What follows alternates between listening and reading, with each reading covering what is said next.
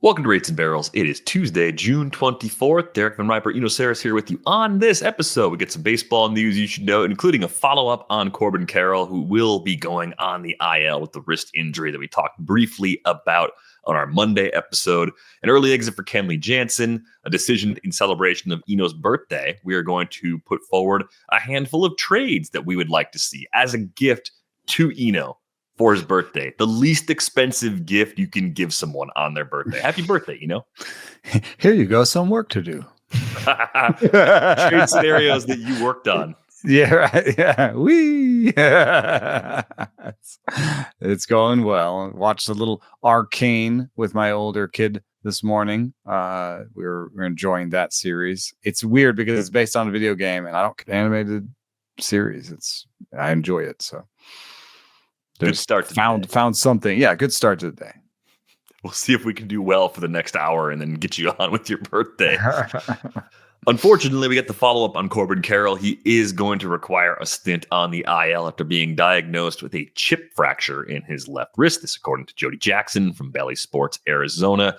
We've seen the Diamondbacks play Randall Grichuk pretty much every day in the time that Carroll's been hurt. It sort of bumps Tim Tawa into more of that part-time role that is usually occupied by Grichuk. But the hard thing for this particular injury is I don't know if we have a lot of comps that give us a clear indicator of just how long Carroll's going to be sidelined. I think we're in that sweet spot of the schedule right now in the later days of June where you kind of automatically take an IL stint now and assume that returning before the All-Star break. Don't know is how much, and I the wording there, chip fracture, I would assume that there's separation between the bone because when that bone gets separated, then you usually have surgery to push the bone back so that the bone grows into, doesn't, like I have one where they didn't do the surgery and I have a big old thumb.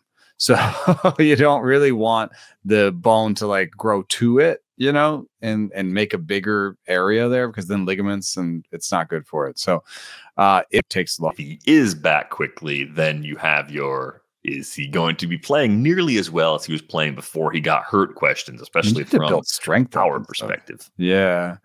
It's been a really terrible week in Arizona. It's Eugenio Suarez is hurt.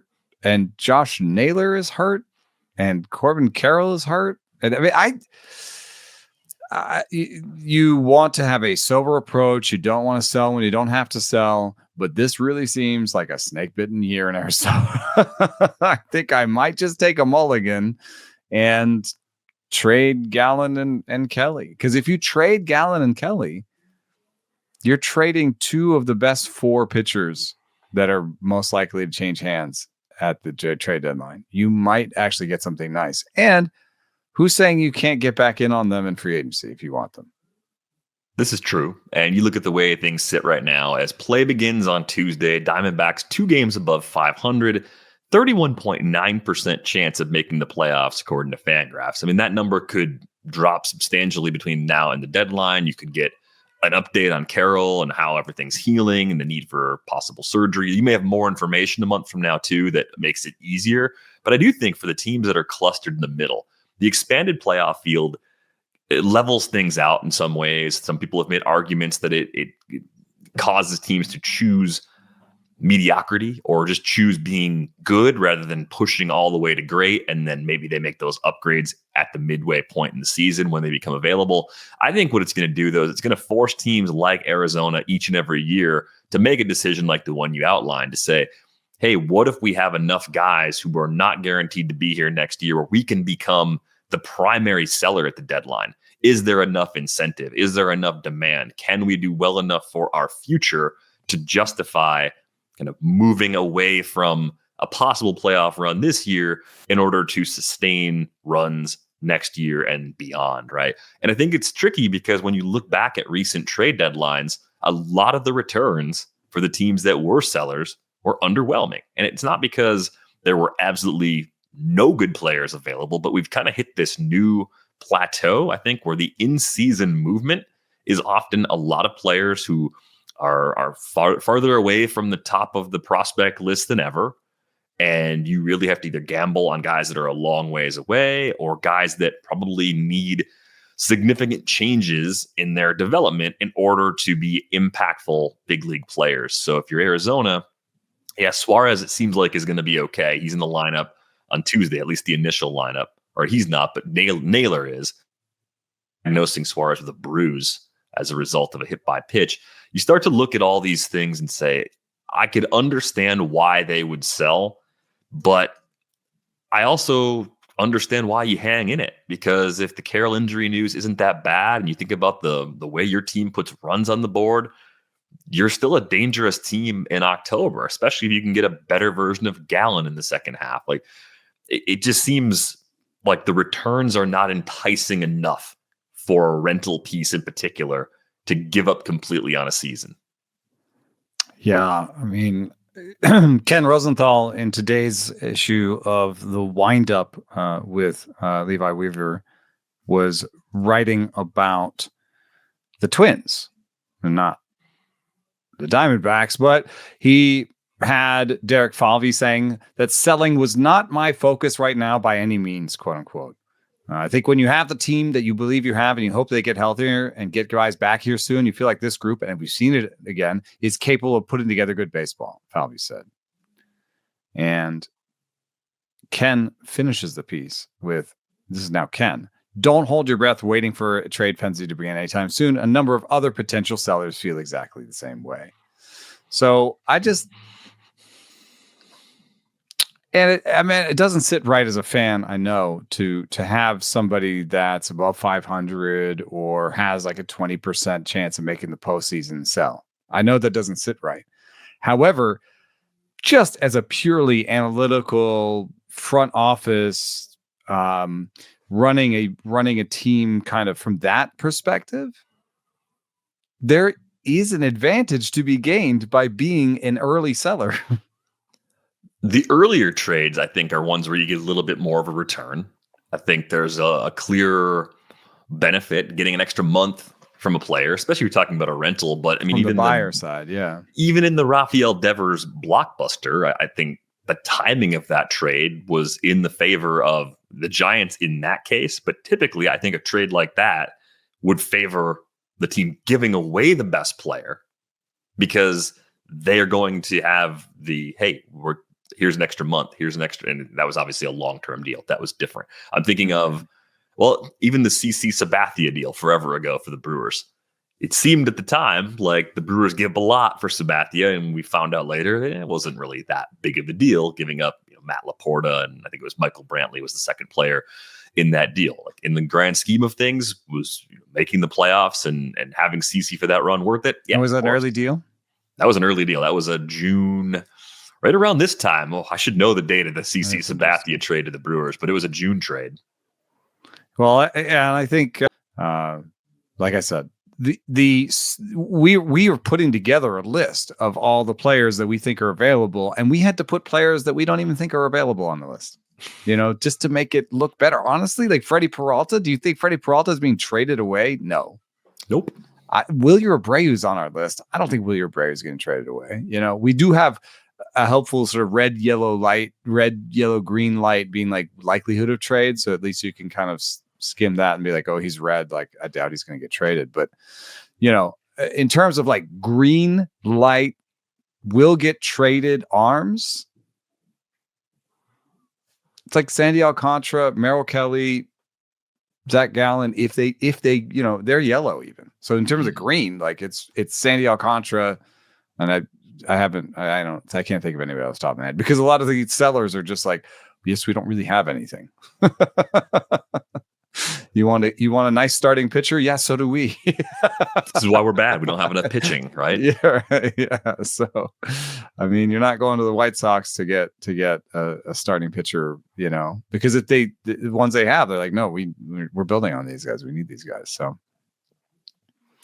yeah, there's and so I think that they have to think about it. It's not fun to think about, and maybe they should just hold. But when everybody's zigging, and everyone's zigging is saying, everyone right now is saying we still have a chance. Well, I think about it working backwards from the Orioles trade with the Marlins, where they added Trevor Rogers at the deadline last year and gave up Kyle Stowers and Connor Norby. And for the beginning of this season, especially, the reaction was, holy cow, the Orioles got completely fleeced. What were they thinking? Trevor Rogers looks like he's figuring something out and at least getting back closer to the guy he was when he first broke through and had some success in Miami, even if the stuff numbers and the velocity and the different things you look at on him aren't eye-popping. It's at least better. It might be even like more of a command first sort of approach. And it made me wonder, could that be the kind of trade like the Trent Grisham, Zach Davies, Luis Urias Brewers one with the Padres, where it flipped a couple of times and probably ended up being pretty fair in the long run, or at least close to fair. But initially, because Stowers is not as hot as he was at the beginning of the season. Morby hasn't even really established himself, and right. Rogers is throwing the sinker, again, and he's got the velo back up to. This is what they thought they could get the velo. I'm pretty sure they thought they could at least get the velo back up to 2023, if not 2022, and they did. Rogers is back up to 93.7. So they're having some changes, and I remain skeptical that he is much more than a back end guy, but that's also something they needed. They needed a back end guy, and they needed depth. So yeah, that's I still think it was a bad trade, but it's but the reason I brought it up, one being wrong and then right and then wrong and then just kind of like even on a trade, like that does happen. Like it takes a little bit of time to really put a full final stamp on something like this. But I do look at this and say, it's possible to not like a trade at all at the time it happens. And the opposite could be true too. Like you could look at that sort of deal and say, well, you don't know who is available. Like that was the thing we said at the time. Well, maybe the Orioles made 2 or 3 or 4 other calls before that, and Rogers was the best they could do, and they just felt like they had to do something as opposed to nothing. The benefit of acting early is that you don't end up in that situation. You sought out the trade partner you wanted. You got the return you wanted because someone else didn't get there first. You see that happen in fantasy leagues. Think about your keeper in dynasty leagues where someone else swoops in and gets some of the best expiring players available before you even reach out to the person that was trading them away. Oh, that's so annoying. Happens in real baseball too. If there's only a limited number of really good, impactful players available and someone else beats you to them, then you're settling for your second and third choices and still trying to make your team better. And you're actually overpaying for those upgrades because what else are you going to do? Yeah. So, that's why that's an argument for some teams being like, oh, let's just wait as long as possible on selling, because then we might be able to get into that feeding frenzy at the end too. So yeah, it just depends on how many buyers, how many sellers, and what the needs are and what you have. There's a lot of factors that change every single year that are going to shape those dynamics. All of Rogers' shapes are exactly the same. The only difference is he got back to his velo, the 93 mile an hour velo, and he threw 6 sweepers so far. So, if you want to get my sort of quick assessment of what I think Trevor Rogers can be, 2023 when he had a 4 ERA, 122 whip, and 24% strikeout rate is probably a ceiling. But that ends up being a pretty good pitcher. That was only like 18 innings he got hurt that year. But if you do that over 150 or 160, that carries plenty of value. I think the thing that will keep the Orioles from doing really well in that trade in the long run is that Rogers is a free agent at the end of next season. So that's all I get. The other guys involved in that trade will be rostered much longer. It gives the Marlins more window to do well with those guys, maybe eventually flip them for something else and get even more long-term value that way. But more on the trade front here in just a little while. Really quick update. If you saw Kenley Jansen leave early on Monday, he is okay. Apparently it was just a pec cramp, which is, I think that's a new one for me. I don't know if I've ever heard of any pitcher leaving a game with a pec cramp before, but no need to worry about a major injury there based on hopefully that follow-up. We did see Justin Verlander leave a game with pec issues, and then it was a minor pec strain, and he was only gone for the minimum or something. So that, it could be we are missing Jansen for a week. Down 3 miles an hour in the outing was not great. Yeah, it's a good indicator something was not feeling good at all. And at least we know what it is at this point. Jeimer Candelario, DFA'd by the Reds, still has a full year left beyond this one on the 3-year, $45 million contract that probably never made a lot of sense because Jeimer Candelario, for as good as he is when he's good, has shown some pretty remarkable replacement level like valleys in his production along the way. I assume he will become a free agent, and once he's available for the league minimum, someone might take a flyer on him. But it was a really underwhelming year plus for Candelario as a member of the Reds. A total of 22 home runs combined between the two seasons, but well below replacement level, a full win below replacement level during these previous 2 years. Yeah, I mean, I guess just because the deal is short and medium level in terms of expenditure doesn't mean that it can't also go horribly wrong. I don't know why so much. Like, what you have known ahead of time, I guess. One, his defense was never very good, and he was already being played off of third base at previous teams. So you should have known that like he could be your first baseman and not your third baseman. But if you're the Reds, you're like, oh, we have Noel Marte, we have other guys, like he can be our first baseman. That'll be fine. I think then also buying a guy that has like sort of pretty mediocre barrel rates and fluctuates OBP wise.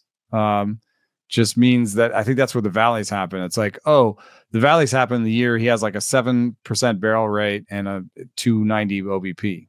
Mm-hmm. You know, so just he had some really good seasons, and he was an interesting player. But I don't know that he's going to be a regular again.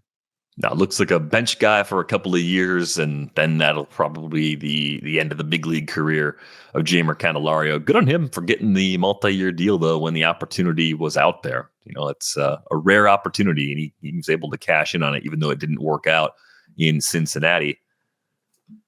Look into some mailbag questions here. You know, this one came in from Holy Predator number 72 in the Discord.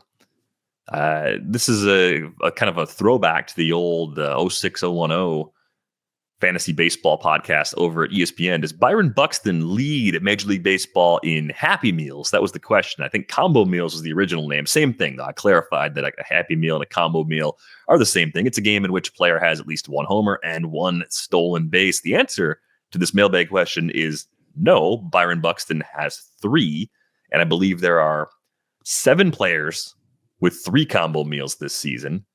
There are 2 players that have 4, and there is 1 player who has 5 combo. Ellie De La Cruz. Ellie is in the group of players with 3, so he's in there with Buxton.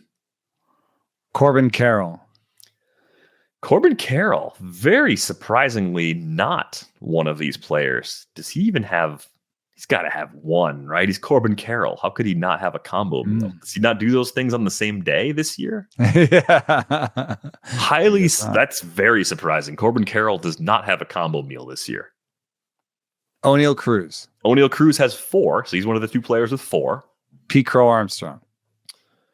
You'd think Pete Crow Armstrong has a bunch of them also. He's got 1.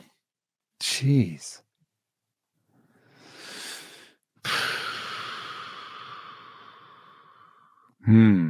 So I'm missing a 4? You're missing one of the 4s, and you're missing the leader who has 5. They're missing the 5. The 5. The 5 is actually... Jose Ramirez. No. Jose Ramirez is a great answer. And he doesn't have any? What? Fernando Tatis. Tatis has 2. Christian Yelich? Christian Yelich has 5. Wow. Christian Yelich has 5 combo meals this season. Wow.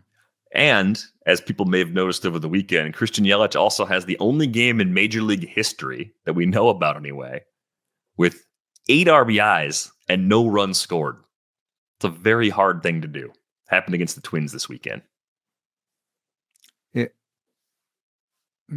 So that means the bottom. Don't hit a homer and get a bunch of 2-out hits, and then the inning ends after you do your damage. And the bottom lineup is bad. Well, just didn't work out behind you on those days. But yeah, he is having a great season, and I'm really mad because I don't have any shares. But I did not like him. It's one of those weird things where I just must have been doing something else where he was picked, because I just don't. I don't have him, but I thought he was going to be a good pick this year. Congratulations if you have him, because he's on pace for something like a 30-20 season or something. Not quite what I expected. I was worried he wasn't going to run as much, or if he did run a lot, that the power wouldn't be there post-surgery on his back. And it seems like things have gone very well. ADP Maybe at the end of March. That was bothering maybe me, maybe just feels good for the first time in a couple of years. But he was a top 100 pick by ADP. He would have been clustered with some pitchers like Fried, Nola, Bailey Ober, Tanner Bybee, right next to Brian Reynolds and Alex Bregman for position player ADPs. Will Smith. I don't think you were taking Will Smith there. Marcus Semien. I might have taken some catcher ones there. I have some Brian Reynolds. So okay. Well, yeah, I guess I was thinking oatmeal there. Opportunity was out there. The other player with 4 combo meals, by the way, you got O'Neal Cruz right. Aaron Judge has 4 season. A bunch of guys have 3. Cal Raleigh has 3. Cal Raleigh has 3, dude. When you hit out that many homers, you're leaving the door open, right? We haven't given him enough love. We could have a Cal Raleigh fact every day almost, I feel like. We pretty much could. The other guy, I shared this on Blue Sky this morning, James Wood's got 2. And now we're at the point, James Wood is about a full season into his big league career, combining rookie season with this season. He's been phenomenal, really. Like, he deserves more credit. And the year-to-year improvement, too. He's cut the K rate down just a little bit, 26.4%. Lifting the ball a little bit. He's lifting the ball. It's got 279-game snapshots now, last year and this year. 31 combined homers. 22 have been hit in 79 games this year. It's got 23 combined stolen bases between the 2 seasons, 102 RBIs, and 93 runs scored.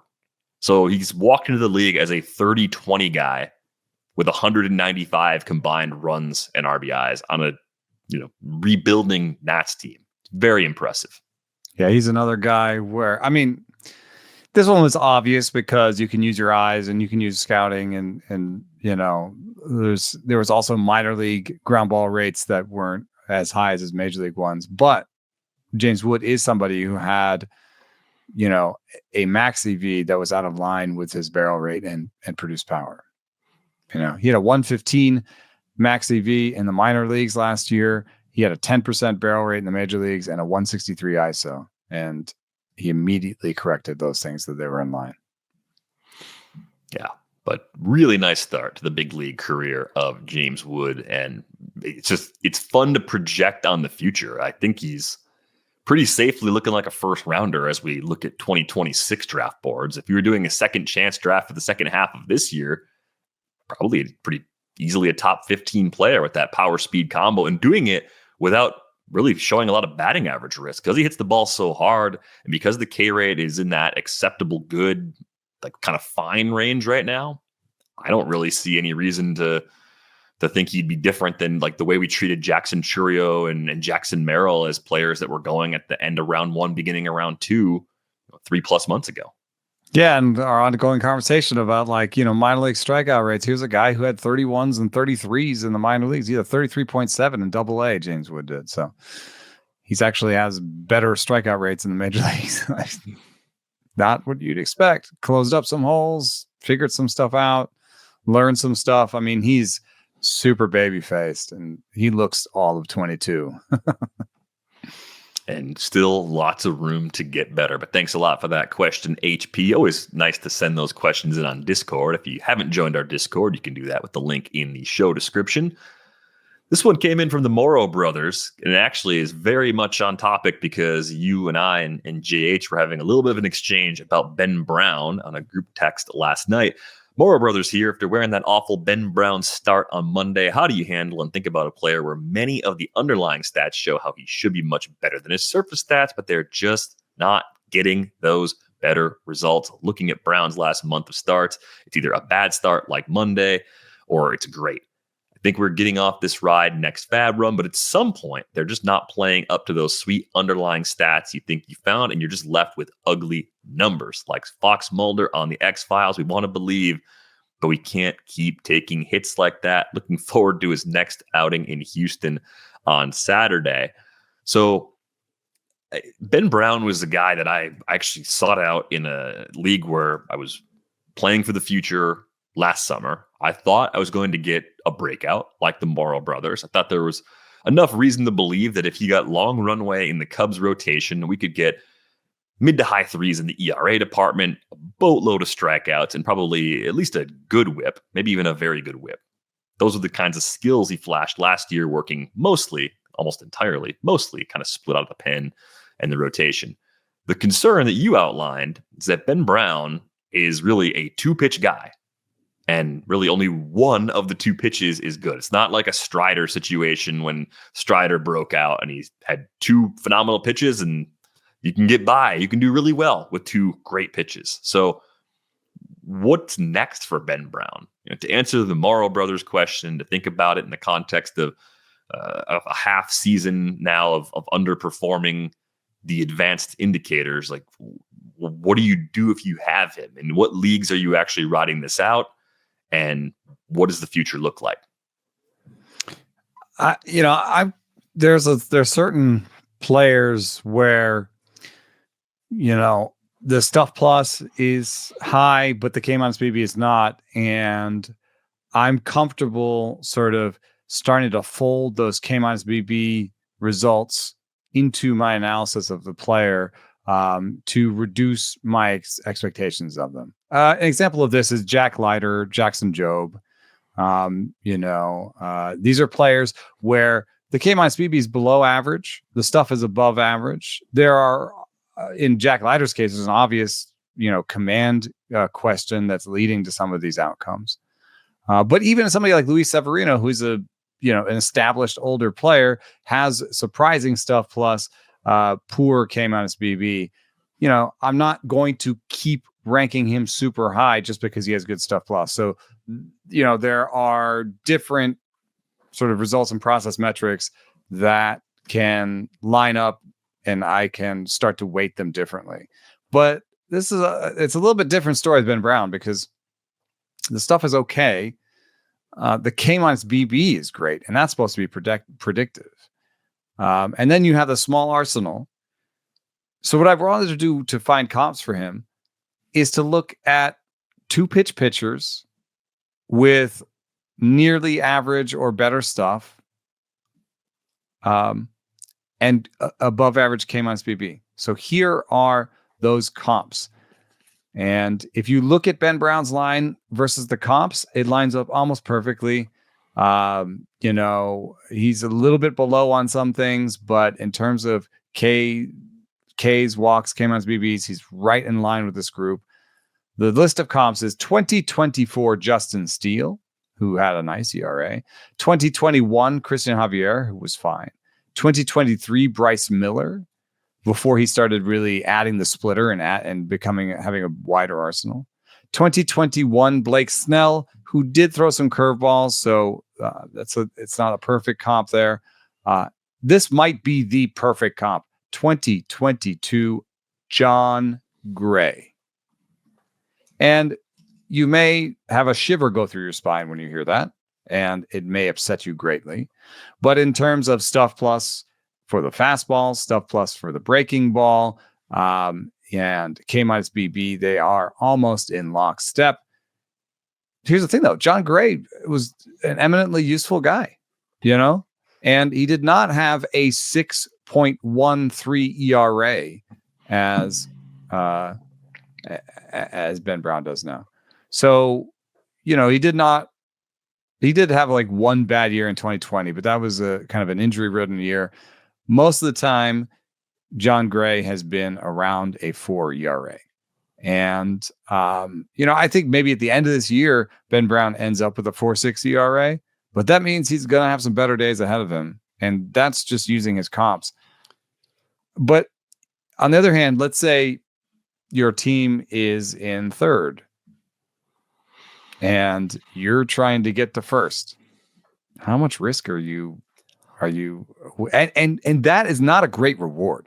So there's risk and reward you have to think about, right?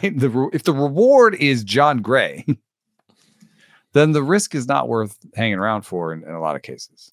Right. Even that good version, high 3 ERA, better than average whip, over a strikeout per inning isn't elite. It's very good. I think you have to look at Brown and wonder, can you predict the good starts? Does he at least tend to have his blowups in tougher matchups, or is he just the victim of his own small arsenal, where if he's not locating really well, he's just going to get knocked around by anybody because he's only got 2 pitches? We need a name for this. It's like the game log game, or like the game log game. The avoid the mines. It doesn't. I don't think it works for him. But his worst starts, like at St. Louis, I would have started him. At Philly, would not have started him. That's 6 runs. At Cincinnati, would not have started him. That's 8 runs. At Miami, you definitely would have started him. Who wouldn't you start there? Especially because he just had Miami at home and was fine against them. Yeah. It's hard to avoid the patfalls. Although I would say, like, if you avoided Philadelphia and at Cincinnati, that alone wipes like 20 runs off the board. So you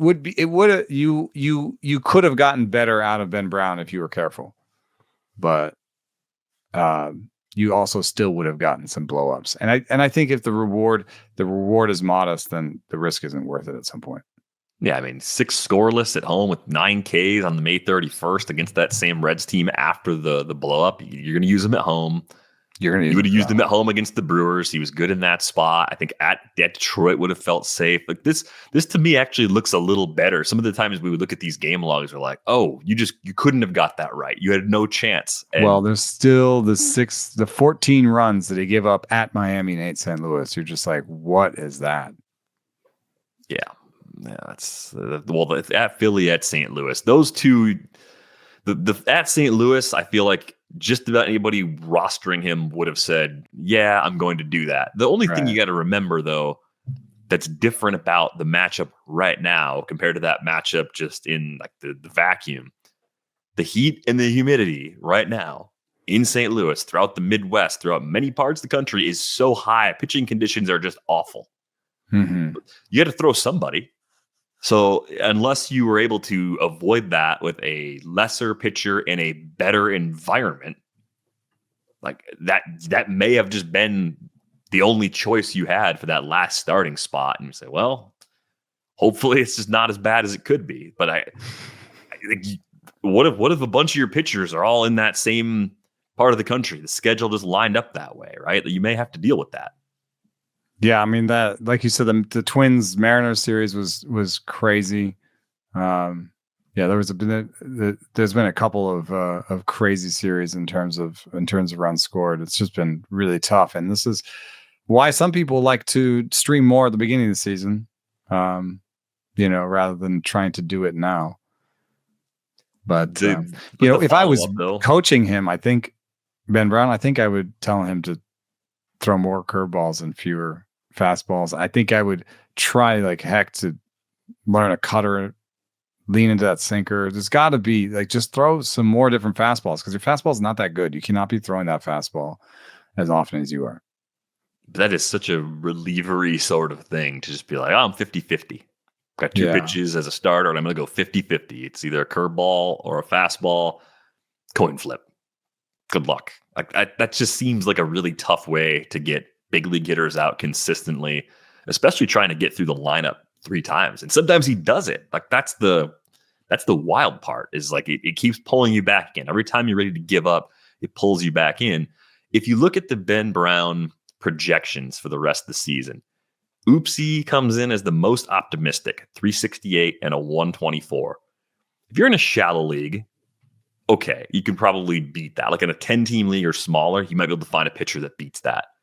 If you're in something that's more competitive, something that's deeper, I don't know how you can, in a typical situation, justify cutting him. He seems like a rotational guy that is in and out of your lineup that you probably have to hold on to. I don't have a strong enough case against him right now. And I think the thing that JH was trying to argue with us was that Ben Brown's BABIP has been weirdly high. A 362 BABIP is very, very high.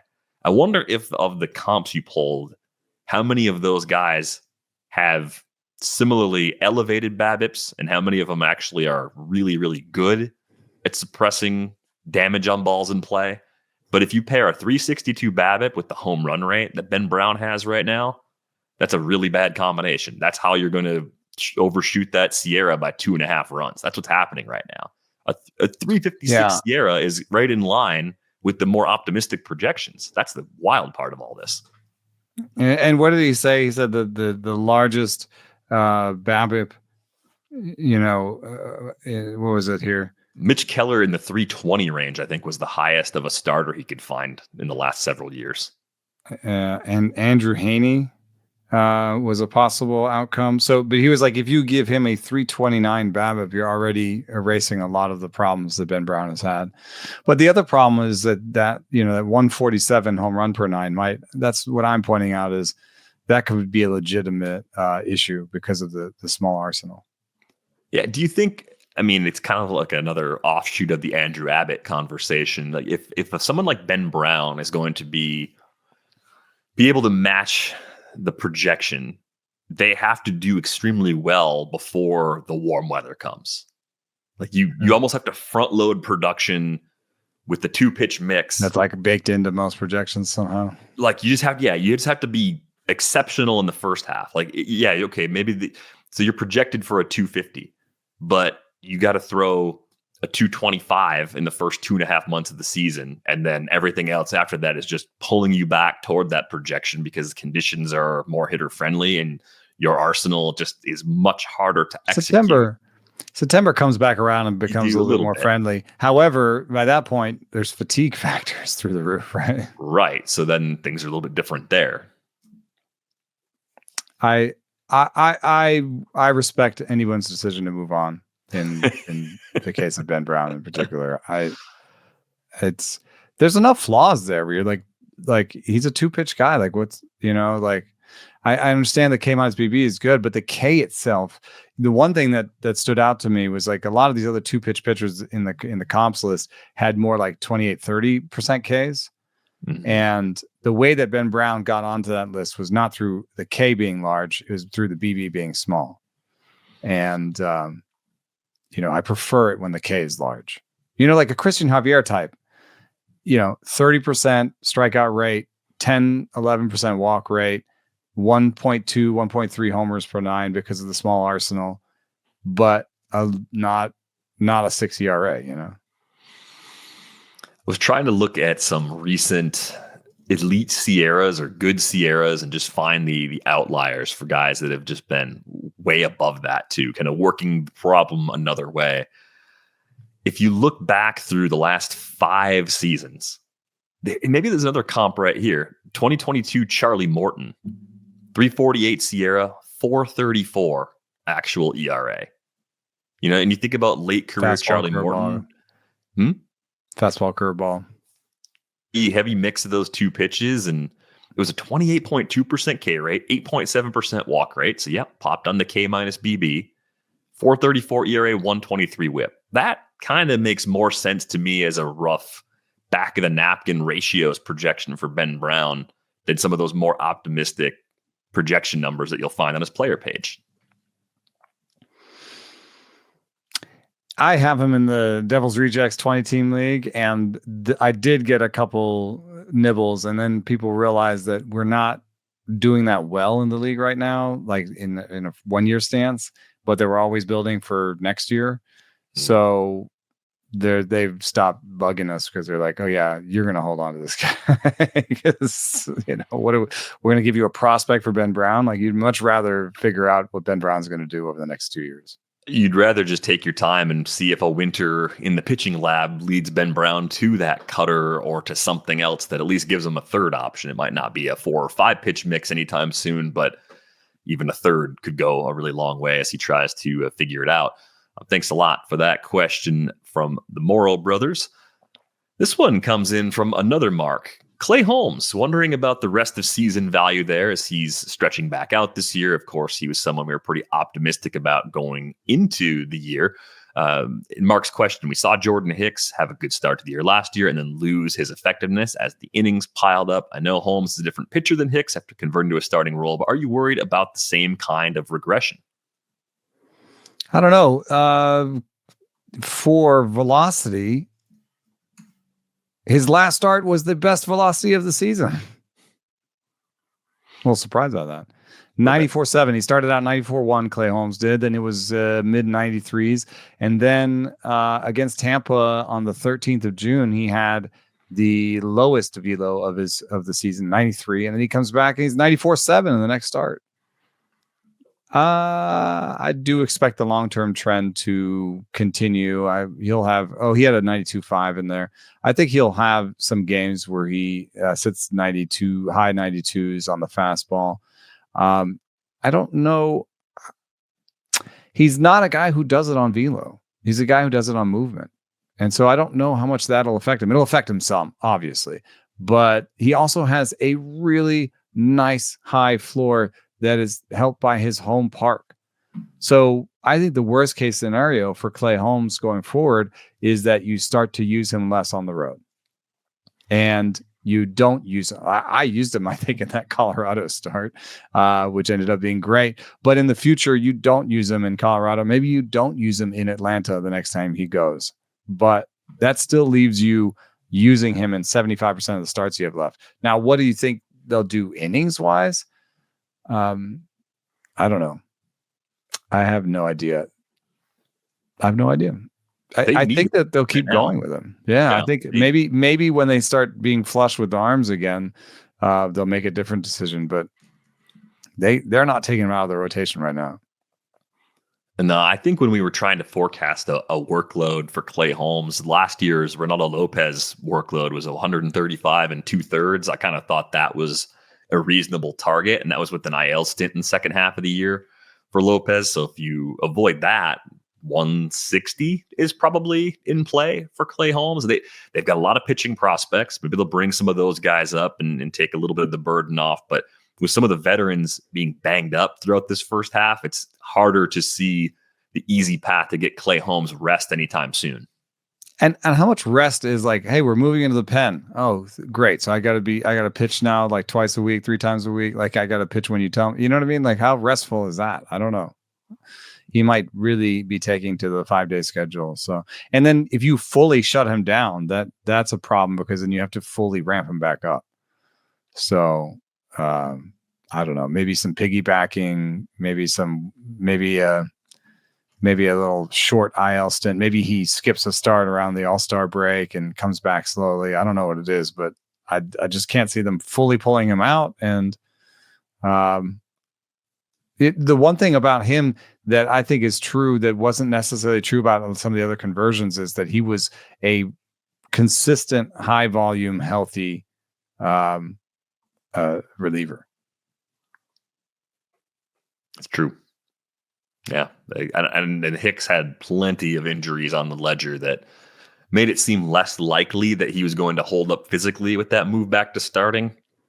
My argument for believing it would work from a stuff perspective is that when Hicks was a prospect, he had a pretty deep arsenal and shortened that up as he became a reliever and thought maybe he'd go back to 3 or 4 pitches with 2 or more of them being better than average. I thought that was also possible there. So, but he's like a really low slot sideways guy. So, being 99, 100 was really important to that. His movement is not necessarily surprising given his arm slot. Clay Holmes's movement is very surprising given his arm slot. Yeah. So I'm not as worried about a fade on Holmes as I would have been with Hicks a year ago, but it's something to think about for sure. And I think as Eno said, eventually you may just move away from leaving him in your lineup as often as you were earlier this season. Got one more question here. This is from Tiago Split Change in our Discord. Grant Taylor trying to make sense of the model numbers relative to what the stuff looks like when you watch them with your eyes. I think it's the arm angle thing. I don't know. I can't speak for all of the other models, but something like Pitching Bot, I know for a fact does not have arm angle in it. It does have release points, but it does not have arm angle because arm angle just came out and Pitching Bot has remained unchanged since he started working for the Guardians, I believe. So, when you take a guy that has, great velo, but also in terms of movement, 18 inches of IVB, then you're pretty much going to say, well, this guy's really good. And I'm not saying he's not good. I'm just saying that his movement profile is not at all surprising given his arm angle. And in fact, all of his pitches have zero side-to-side wiggle and are very up-down. He looks almost like a righty Drew Smiley with a lot more velo. I'm not saying he's Drew Smiley. I'm just saying. No. It is strange to see that movement profile chart where 3, even 4 different pitches are lined up on that center, that y-axis. Like you just usually see some more left and right spread, but 55-degree arm angle is just weird. Yeah, he's way over the top. And Clay Holmes has a very over the top, but he has stuff that comes out of that you don't expect. Taylor's stuff is more expected in terms of his arm slot. Now, soon we'll cross a threshold where his K-minus BB matters more than stuff, and his velo is there and the pedigree is there. So I wouldn't expect him to be bad. But that can be an explanation why his stuff is closer to average than you might think. Yeah, 129 location plus, 129 pitching plus, though. I think there's still a lot to like with Grant Taylor, but it's a little bit of an unusual combination. Another thing I'd point out, too, just from why that fastball might play up a little bit, too, 98th percentile extension. I mean, that's just top-end velocity that's just getting on hitters really, really fast. So keep that in mind as well. But definitely an intriguing late inning arm. I just want to know what their longer term plans end up being. Are they going to try and follow the Garrett Crochet model? Will Taylor's pitch mix even make that a feasible thing to choose to do in the long run? I think that's maybe more of a question than it was with Crochet, kind of looking at how things have played out for Crochet in the long run. Let's fire up the old Trade Master 3000 Eno's birthday edition. Oh, is it the same sound as breaking news? No, I don't like that. Let's try again. Beep, beep, beep, beep, beep, beep, beep, beep, beep, beep, beep. That's Trade Machine 3000. That's the one. So a couple of weeks ago, I think it's 2 weeks ago now, I came up with a galaxy brain idea that maybe the Rangers would trade Jacob deGrom. And I believe it was TPH Noob in our Discord said he does have a no trade clause. So it might not be easy to do that. But we see veterans at that stage of their career waive their no trade clauses. I think Verlander and Scherzer have both had them and waived them in recent trade deadlines in order to have chances to win a World Series. And I know deGrom was on the Rangers roster when they won it in 23, but he obviously was not pitching in the postseason because he was hurt. So you go back, he pitched in the World Series that the Mets lost to the Royals back in 2015. So he's been there. He does have the World Series team on his resume, but he has not been able to pitch in a World Series in which his team won.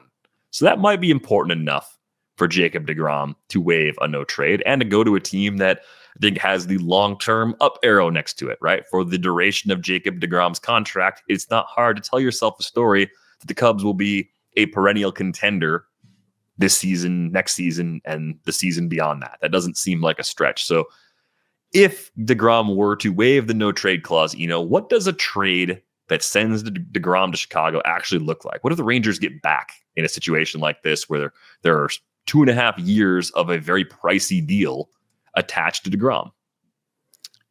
If you ignore the health risk, which I know is a huge if. Big if. But he's pitching now, looks good now, and is on his way to about a 4-win season. If you just take traditional aging methods of, shaving a half win off of each season, his contract is not underwater. It has surplus. Now, that's a temporary state, so consider that. Right. I'm going to operate under those assumptions. Here's why. Because a lot, like if you look at, there's, some trade calculators online, and I would say that almost every deadline trade that gets made fails the deadline calculator because it's an overpay or whatever.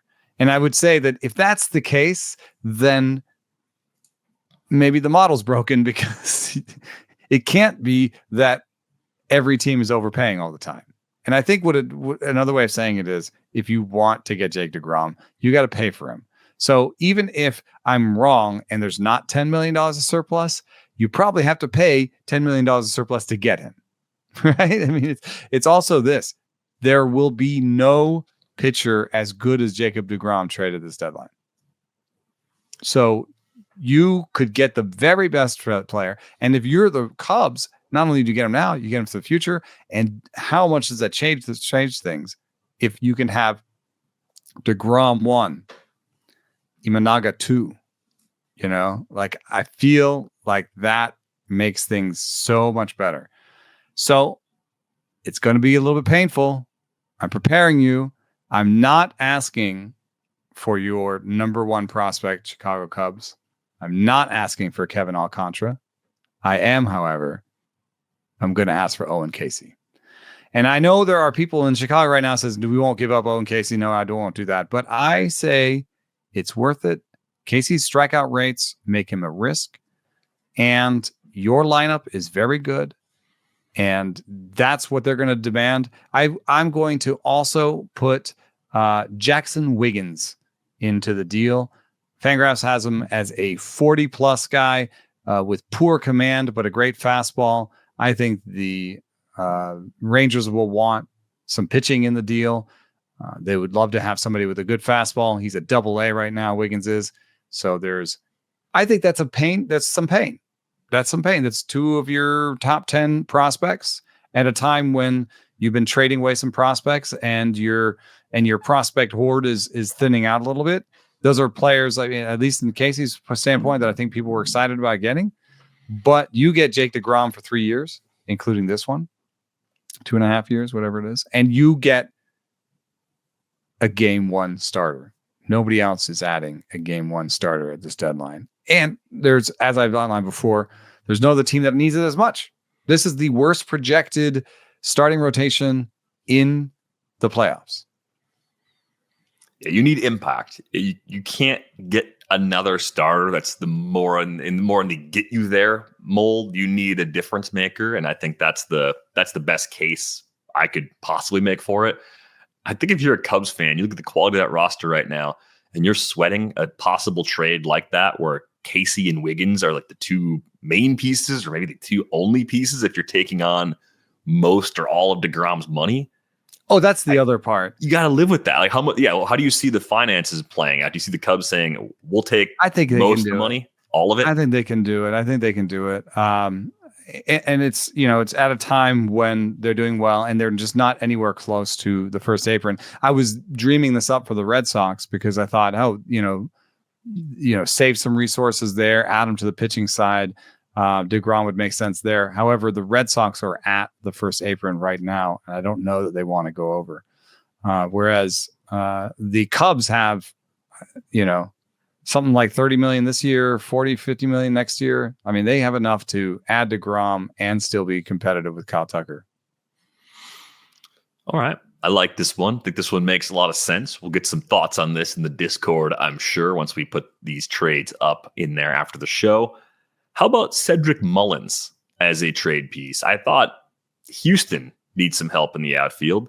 And Houston's also a very right-handed lineup, even more so without Yordan Alvarez. So getting a left-handed bat, someone that can play center field, someone you could move to a corner if you want to have Jake Myers out there and sort of optimize total outfield defense, gives them some flexibility.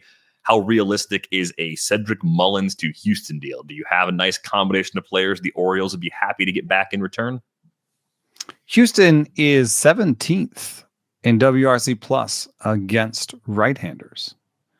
I know some of that's been Yordan Alvarez missing, but yes, I believe that we can pull a trade. Again, here, I don't think it makes a lot of sense to look at surplus value. You're going to get a win.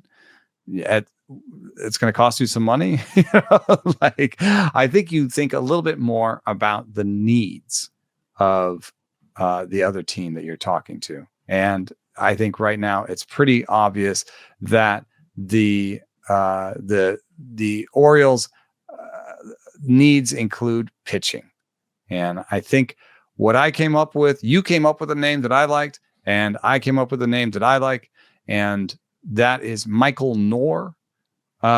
Is a, I think he's got a wide mix. He's got some good strikeout numbers. He's still considered a 40 future value by Fangraphs, perhaps because of a 45-50 command. So he's got some command issues, but he's already hitting AAA. So, Michael Knorr, and, they have to be close. The Orioles aren't a team that's far away. So they have to be close, and it has to be pitching. The other one was Miguel Ulloa, who we've liked from the beginning of the season for having incredible stuff and incredibly bad command. So, if he ends up in the bullpen, that still helps the Orioles in next year, because this bullpen hasn't been that great either. They just demoted Yennier Cano. Yeah, I think the reason I could see that being enough is because we had Chandler Roma on the show maybe 3 or 4 weeks ago now. He reeled off a list of names in that organization they would have to rely on for depth in Houston this year. I don't think he mentioned Ulloa as one of them, right? They have enough pitchers. They can move a guy like this, a little more of a project, probably above average risk to become a reliever.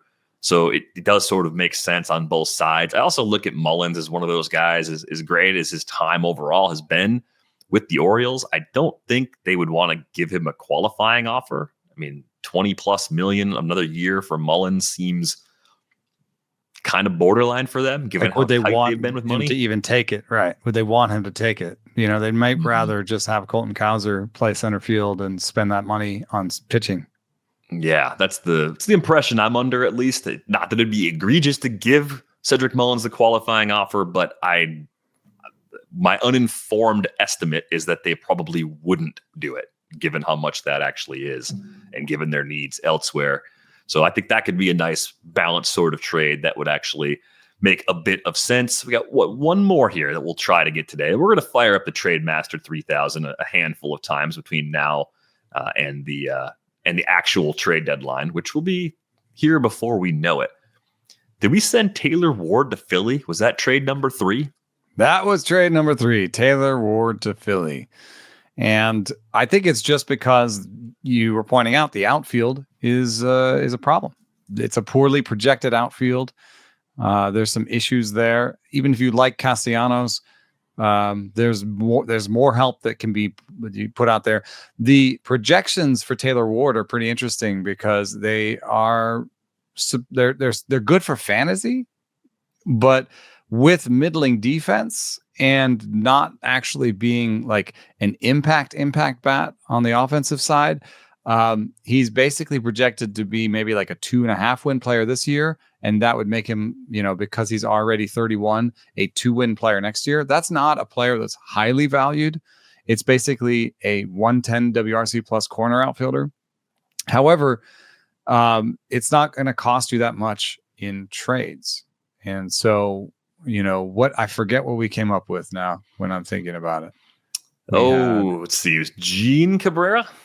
Oh, yeah. Gene Cabrera was the pitcher. And Griffin Burkholder.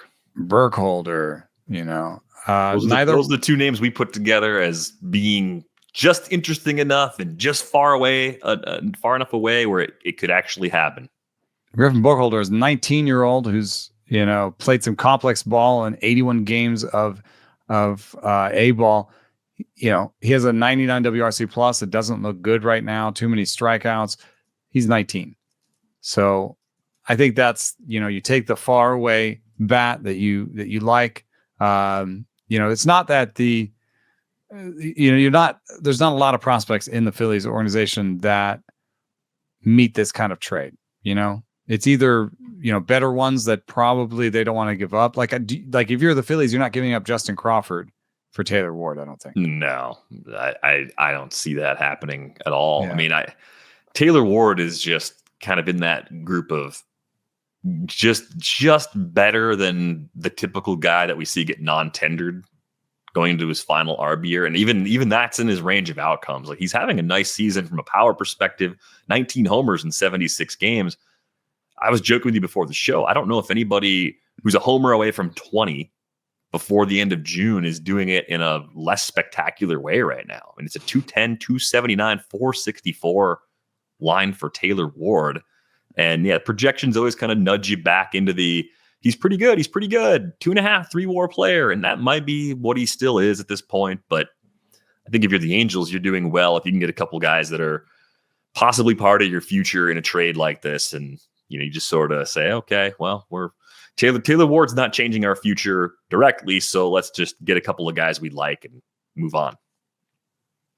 Yeah. I think next year, by the way, I mean, if you're in a keeper league and anybody wants Ward, I think you do it. 31. This is a kind of a late debut kind of, he's a Ryan Ludwig all-star, if you ask me. One of these guys that when he got closer to his peak was a major league player. But that means also that the other side of the bell curve could take them out of the big leagues quickly too. Yeah. Especially as that strikeout rate, it continues to tick up for Taylor Ward, right? Up to 26.4% this year. It's a 3-year high. Actually, it's a 5-year high looking further back. So I'm a little bit worried that could be something that's changing in a way that's going to make him even less productive than he's been, despite the power being there consistently this year. So 3 trades in the books. And again, hopefully many, many more to come. We are going to take a deep dive into the AL playoff picture. We did the NL about 10 days or so ago. We're going to do the AL tomorrow with our episode with Jed. So we're looking forward to doing that. Got a couple teams we haven't talked a lot about. The Tampa Bay Rays, Toronto Blue Jays among them. They'll be a big part of the conversation, I think, on Wednesday.